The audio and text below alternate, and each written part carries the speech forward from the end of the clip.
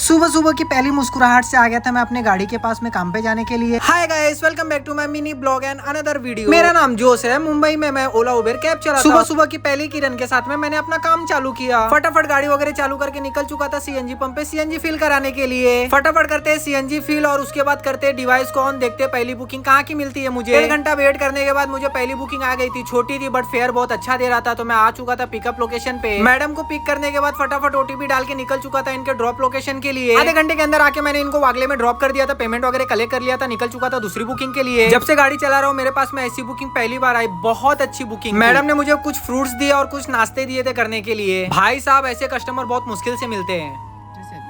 Thank you, welcome ma'am.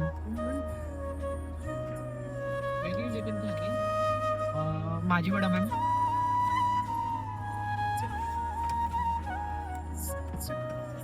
Thank you so much. जैसे मैंने दूसरी बुकिंग को ड्रॉप किया वैसे मुझे और एक बुकिंग आ गई थी जो कि इनको लेके जाना था, बोरीवली ईस्ट में ड्रॉप करना था। यूटर्न करना पड़ेगा सर।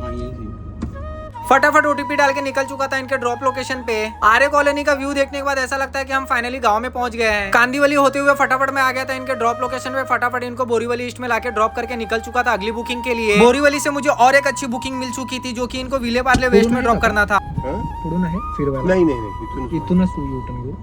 ओटीपी दिला काय? नाही, ओटीपी नाही।